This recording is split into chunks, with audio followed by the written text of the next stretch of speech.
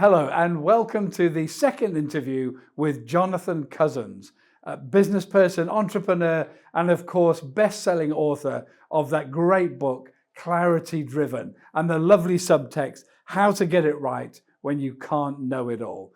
Our first interview was an absolute roller coaster of information, and I'm really looking forward to the next part. Jonathan, welcome back. This is what I call business-aware software. Right. Okay. And this is where the enterprise people get involved because it's expensive, it's very hard to learn because the amount of business logic in it is comprehensive, but it's only as good as the people who tell it what to believe. But you will get the very best decision-making fuel because you can start to tease out correlations that become causal relationships. Absolutely. And that is, it's just a real fact of business that we miss all the time. Even the people who pay the most attention, when you see cause and effect that you never expected to happen. Something happened over there and you think immediately, oh, well, it's poor sales performance, but actually it's got something to do with HR that happened over there, some issue that happened with staffing levels, or and you never draw that because you're too busy. You're too busy making the obvious connection. So you're right. Getting that kind of correlation between the two is a valuable way of managing your business, managing the changes that you have to make. If I can take what you said about responding to what's out there to change your business, to make sure that you're adapting, if I can use the enterprise business software that you've talked about to give me that information real time, that's quite a game changer, isn't it? It is. The thing to keep in mind here is why. Simply being able to make decisions, that's nice. I'd love to be able to do that. Why? Yeah. So this is where, when I talk about decision-making fuel, what I mean is, we have a growth path. We have a critical decision path. We know what from here to 3 years' time looks like.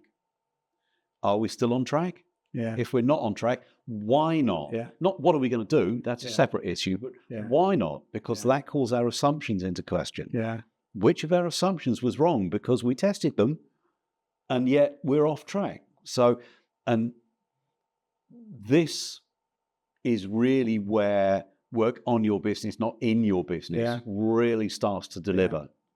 Because that kind of working on your business, are we still on track for some fabulously desirable 3-year outcome? That's the activity. And what you just said just now, I think I picked this up correctly, that information, that data, that knowledge is the fuel for decision making.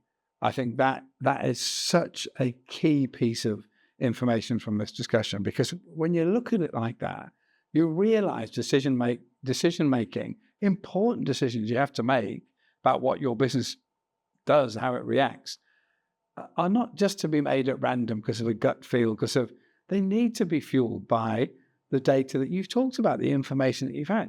That is, and it changes the way, because I don't know if you've seen this, John, but I think that many entrepreneurs who started off their business on gut feel and what punching it through, carry that on, and into, even when they have got data, they're making decisions based on, wow, I just feel and I want, well, they don't have to. They can mitigate that risk of whatever by operating in the way that you're describing. Absolutely. That's really clear. That's really clear. Okay. Now, I want to keep this momentum going because I'm quite excited about this. I can see how this is all forming up.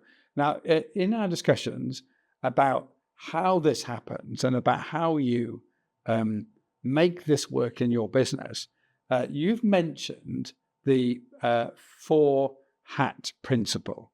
And I think if I've got it right, it's about the different voices that are talking to you when you have to make decisions about your business.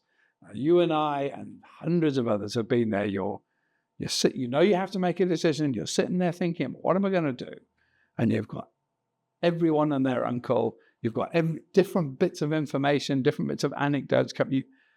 how you make that decision when it's influenced by so many conflicting information and advice is a daily challenge when you're facing that kind of thing. So, and I think you mentioned about this 4-hat principle being perhaps something that can smooth the path through that. So let's talk a bit about that. I'm really interested to, for my own sake, to hear a bit about this. So the 4 hats principle is something I developed just as a useful tool, excuse me, to make management decision making a little bit more structured. Okay. And it simply describes, as you said, 4 different points of view that all need to have a role. They all need to have a voice in decision making. I take the position that every business needs a subject matter expert, the innovator, the visionary. Right. Okay. They need a business leader, a P&L brain, the boss. Okay. They need an evangelist. I don't mean just a marketing person. I mean somebody that takes the message to market and screams and shouts and thumbs tables going, look at how good we are. Yeah. And you also need the voice of the owner. Okay. Now, I call those out because in a startup business, all those different 4 voices can be mashed into 1 or maybe 2 heads. Yeah. And when you say it's difficult to make decisions because there's a lot of conflicting points of view, if there's only one person, yes, it's very difficult. And it's very useful to go through the exercise of saying, well, what would each of these different points of view say? What would the innovator say?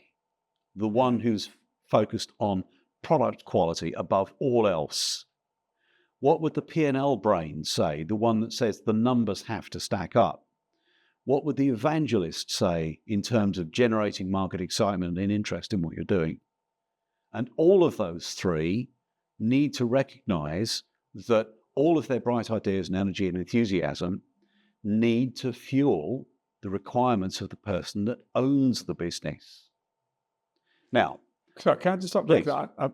Okay, so I mean that's really clear. So if I'm the person in the business to make the decisions, I might have to be all of those voices at one point. So are you suggesting, and this sounds like the right thing, that if I'm faced with a decision that I put that, not literally, or maybe put that hat on of the innovator and just think like that about that decision, then take that off and then think in a different way, maybe the owner or the evangelist, etc.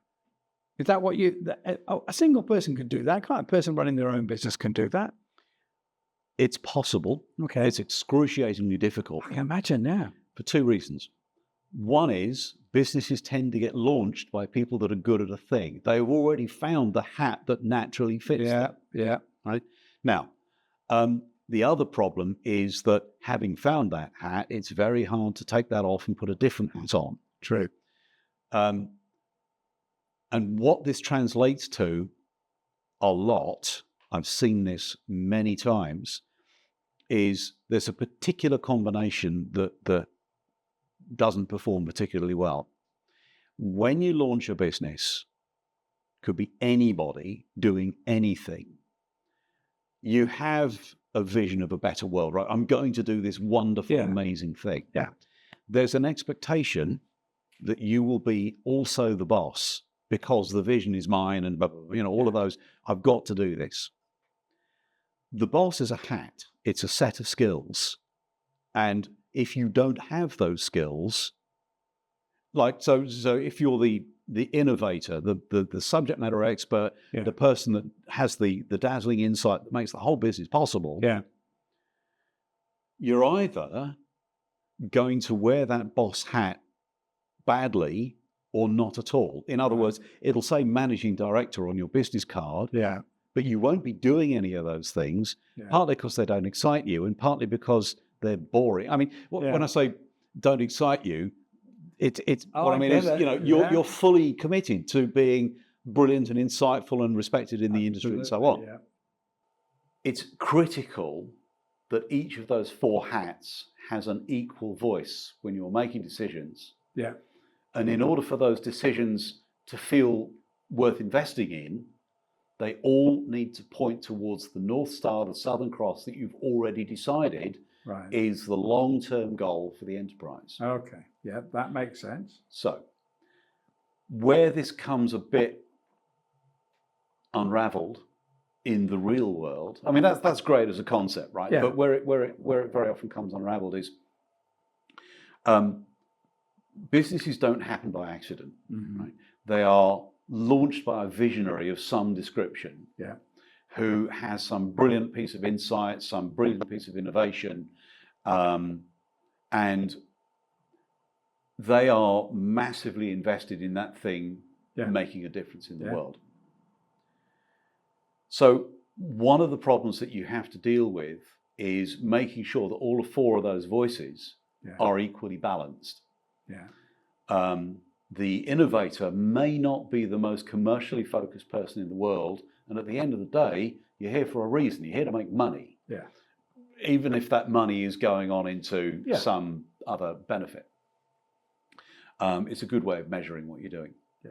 So where you have one kind of this problem is if the innovator also wears the boss hat. Okay. In as much as being the boss, being the managing director, the CEO, the president, it can feel like part of your reward. Yeah. Right? See, I was right all along, and it says managing director on my business card to prove it. Yeah. That's a real feel-good factor. Yeah. I'm not saying it's intrinsically bad, but if your innovator is not a toughened, number-centric P&L brain, then that hat will not get the amount of attention that it desperately needs. Yeah. The other problem you've got here is that your innovator, if your innovator is also your founder and business mission leader, if you will, the kind of self-belief that got the enterprise started in the first place can rapidly become a prison. In as much as you were right once and the rest of the world was wrong, but now it's on you to be right all the time. Yeah. You have to be infallible. Yeah. And that will suck the energy out of the room faster than you believe possible. One of the ebooks I've just written is all about that particular scenario. And that's really, it is such a common thing, and it's not surprising as you described it. When somebody has put their heart and soul and said, the rest of the world doesn't agree with me, but I do, and they turned out to be right. Of course, it impacts their own belief on everybody else as well. So their own belief that every decision has to be made by them because everyone else got it wrong and I got it right. So now I don't trust anybody else to make this decision because I've got to be the one. And that can be quite dangerous because, as we know, just because you get it right once, it doesn't mean you're always right. Yeah. And even if you do continue being right, how do you step away from the business? Yeah. How do you take a holiday? Yeah. Yeah. And let's face it, not everyone is right all the time. Some of us aren't right ever. So my wife said. So we have to take all these theories into account. So that's really the nub of it in terms of these voices. So we just break those down a little bit. I just want to reiterate those points. So I get the founder and the business owner. We just say a little bit more about the others, just so we understand entirely what they bring to the table when you're decision making. Sure. Let's talk about the evangelist. So the point I'm making here is that businesses can do marketing. Yeah. You can get somebody on board, you can go out to an agency, please, I want you to go and do some marketing. Jolly good, what do you want us to say? Yeah. Well, just, I don't know, do some social media. Yeah. Right? Yeah. Marketing budget, signed off, boom, off we go. Okay. They might even come in with some strategy and say, look, let's position you as XYZ in the marketplace. Okay. And that will help us make your messaging more focused. Yeah. You would hope a marketing company would do You that. kind of hope so, really. Not always true, but anyway. What's missing here is the voice that says, do you realize how good we are? This voice is relentless. This voice, to them, social media is just one of a box of tools. Yeah.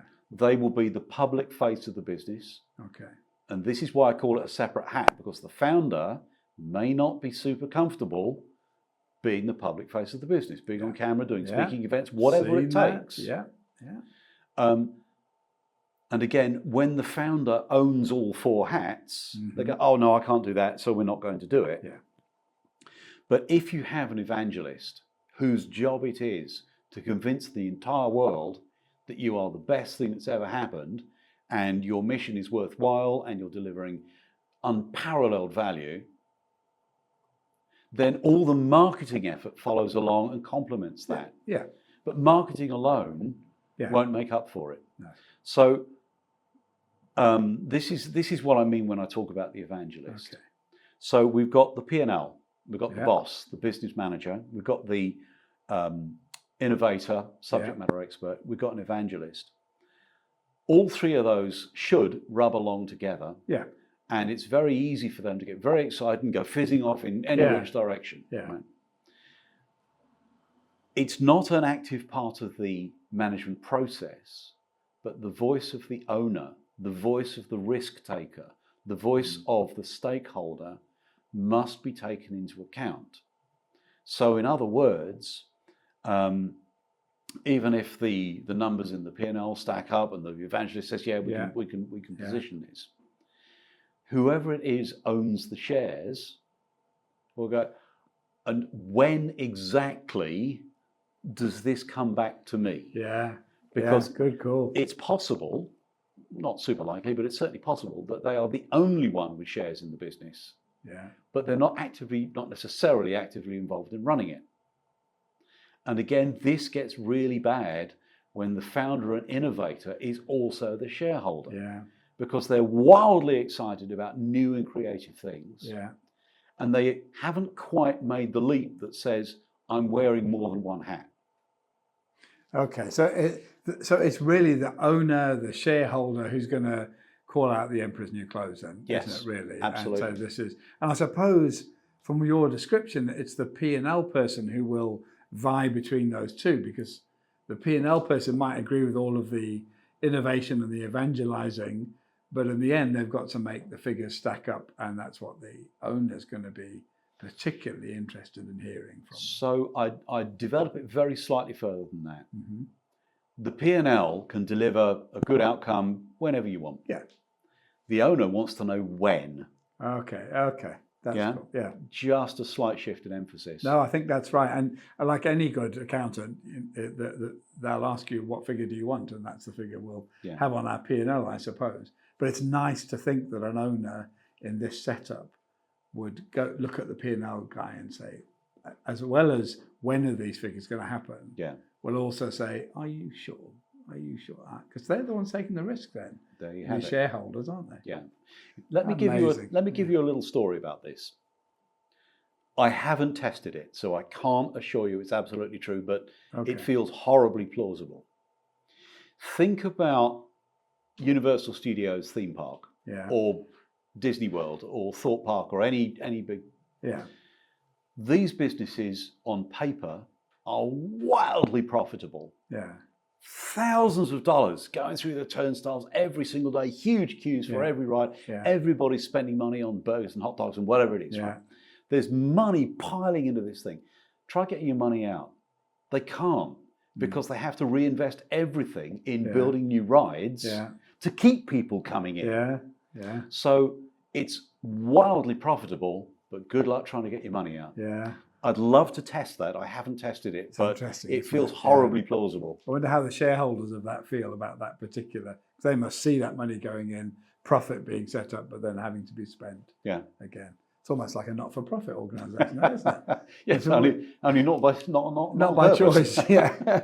Okay. So look, we've covered a lot over this, but all the way from startup through to this idea of setting your North Star, your Southern Star, whatever you want to call it, your 3-year aim, and how you can use data and how you should use all these different voices, all these different hats to make sure that you're making those decisions and challenging them. There's a lot there. We've spoken about a lot. So just before we come to the end, I want to ask you, can you give me a summary, if you like? How would you summarize all of that? What should we, as business people, having listened to what you've had to say, what should we aim at doing? What should be our next move, if you like, our next steps that would make us able to take action now, tomorrow, after listening to this? So the first thing I want to do is recommend some books. Okay, that's always a good call. The first one is called The Lean Startup by Eric Ries. Okay. And what it does is it shines some light on how you start something completely new, with completely innovative in the world where there is no data. Yeah. Now, you'll have heard 100 horror stories where they'll say, oh yeah, it was brave and it failed, but we learned a lot. Yes. Yeah. Shareholder, well, hang on a minute, where's the value to me? You've learned a lot? What? Yeah. Eric Ries breaks this process down into de-risking, doing something completely new. Right, okay, good. The next book I want to refer to is called From Zero to One by Blake Masters and Peter Thiel. And it takes the position that if you go into business doing something that anybody else is already doing, on day one, you're in competition. Yeah, okay. You might not feel that competition in day one, but instantly you are up against people that are bigger than you, more resilient than you. Yeah. Most of all, more than anything else, they have real world data and you don't. Yeah. You are still guessing. And it doesn't matter what you do. You could be an electrician, you could be some innovative thing, or at least some moderately innovative thing in an existing vertical. What From Zero to One says, if you want real success, go into something that nobody has done before. Yeah. Own that market, define it and own it. You will spend a lot of time building and developing the market while you're trying to sell to it. Yeah. But in the same way that you'd have to be an idiot to go up against eBay. If you said, right, I'm going to start an auction site, too late, they own it. Yeah. If you wanted to say, well, I know, let's build a search engine. What? Yeah. It's too late. Yeah. So the biggest opportunities are in areas of a market that nobody has spoken to yet. And quite niche, therefore. You have to look for those. You have to look for them. There's an element of right place, right time as well. Yeah. So think about PayPal. Yeah. Right. It was bound to happen sooner or later, but it happened then because it was the right thing at the right time. Absolutely. And even search engines were niche once. They were. Weren't they? Yeah. Okay. And I just want to loop out and loop back. If anybody was thinking about the 3-year plan, the North Star, but that could never happen. I couldn't do that, right? Well, eBay and Google and PayPal and Amazon say, yes, you can. Yeah. Amazon reinvented shopping, for crying out loud. Shopping, the thing that everybody does, right? Now, could they keep that advantage? Well, who knows? But the point is they did it, and now it's too late. Yeah. You can't start up an e-commerce thing and try and take on Amazon. No. For those businesses that are looking at reorganizing what they do and saying, okay, all right, fair enough, we're going to learn what we can from what we've done, but now is the time to go for a 3-year goal. Yeah. There's a book called Our Iceberg is Melting by Eric Cotter. Okay. And it talks about how to manage change in a group of people. Nice. Specific, and it uses the concept of penguins on an iceberg, and the iceberg is melting, and one says, look, we've got a problem here, and the rest of them go, I'm not sure I believe you, and all of the naysayers and all the and it's about the psychology of change management. Okay. That's interesting. You can change your business as much as you want. If you don't have the people on board, you're wasting your time. Have your people with you. Absolutely. Well, I mean, so ever since Good to Great came out, that's been the idea, hasn't it? Make sure you've got people on the bus in basically the same direction. Absolutely. And of course, the fourth book that we need to mention is the Clarity Driven. You can't, bit of product placement there for you. Kind of you to point that out. Yeah, quite all right. But I must say, having read through it, and everything we've spoken about today, it really goes into much more detail about that and gives you so much more clarity about that. It's such a valuable read, well worth any business at any stage going through, because it will change your mindset. It will change the way that you think about your next 3 years, wherever you are in your business, I think. So just before we close off, in our discussions, you've mentioned something that's called 3X and 3Y. So just tell us a bit about that. Okay, so I recognise that it's very easy to talk about a 3-year business plan, right? It's very easy to make glib statements about, well, you should do this and you should do that. But at the same time, I recognise it's not easy, and it takes a lot of self-discipline, and it takes a lot of quality time. And I don't expect business leaders to be able to just magic that stuff up. Yeah. So I'm delivering a course, a coaching course called 3X in 3Y. Okay. In other words, 3 times your turnover in 3 years. Wow. The objective here is 3 times your turnover is structurally different. Okay, you can't just 5%, 5%, 5%. Sure. Right? In other words, you need to rethink what you're doing based on a business model that's 3 times the current size. And 3Y, 3 years, gives you a compressed time frame in order to deliver that plan. Okay, that's huge. I mean, that's a big three. You're right. That isn't any kind of organic growth, is it? That's No. a real.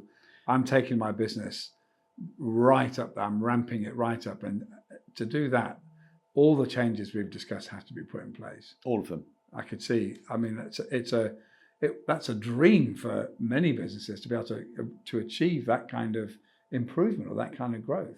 Yeah. And the course that you're putting on takes business owners or business leaders through the process of achieving that. Yes, it does. Perfect. So again, we start with the end in mind, 7 habits. And we start by building your business at 3-year scale, Yeah. 3 times turnover. And we build it out in great detail. The point of that exercise is, when I say detail, I mean everything you can measure. Right. Okay. We build the data set that you will use to measure your business at that scale. The next step is to look at your business today, not what it's doing, but what data do you have available at your fingertips? Yeah. And there's a gap analysis piece going on there. So now we're going to start building out what information you have for decision making. The next piece is a critical decision path. Mm-hmm. Again, to my example earlier on about the business that needed a new factory, Yeah. because their plan took them through. Yeah. You need to identify what your big decisions are on day one, because they will have long decision tails. A new hire might be a 6-month decision tail. A new factory might be 2 years. So you decide on day one, these are the big decisions. I've called them out. I understand what their tails are. Yeah. Then we start looking at 4 hats and how that applies to a large business. Okay. It's not just a small business thing. Sure. And business culture and leadership. It's important to state what it is not. So I don't have anything to say about marketing or sales or service delivery or supply chain or finance or HR or health and safety. Okay. Yeah. I expect that each business owner will know how to do those things or know where to find advice on how to do them better. Or have people that can do Or that have in their people, business. right? This is not a business coaching course. Yeah. This is specifically about how to scale what you're doing. Yeah. And if you need any external guidance on that, then that's the place to go. Well, I mean that's really clear. When you put out there 3 times turnover in 3 years, there's no messing about with that. There's no grey area. That's what you're aiming for. And if this course brings in the tools and resources and thinking that you need to put in place to achieve that, well, it's hard to turn that down, isn't it? That sounds absolutely brilliant. And in particular, now when businesses are striving to get the best that they possibly can in a very unsteady world, there couldn't be a better time than now to have something like that at your fingertips. So thank you for that. Look, I'm going to end off now, but we've learned so much today about so much, really. My mind's a whir. But it's not just theory. That's what I've loved about this conversation. Everything you've said has been backed up with that, and then you do this, and that it's so refreshing in a world full of business theories and books that regurgitate other people's theories. It's really, really refreshing to hear something that is so action focused. So in the spirit of that, if anyone listening here was to come away from this and have one action, regardless of where they were in their business, that they should take tomorrow, what would you say it should be? It's a moment of reflection. It's easy to decide, right, today we're going to do this, and then tomorrow it's gone. It's a moment of reflection. In the UK, 66% of businesses never crack £250,000 turnover. Right. Okay. 90% of businesses never crack £1 million turnover. These are not giant businesses, and that's a huge amount of the business community stuck in a world of being comparatively small. Reflect on that. Say, where do I want to be? Because that's your starting point. That's your starting point. That's your North Star. That's your North Star. Or Southern Or Star. Southern Cross. Sorry, mate. Southern Cross, thank you. Look, Jonathan, it's been insightful. It's been inspiring. I've learned so much just from this conversation, which I didn't think I could after I'd read your book. But now I have, and it just means every day is a school day, and particularly when you're sat over the way from Jonathan Cozens. Jonathan, thank you so much indeed. Thank you. Good fun. Cheers.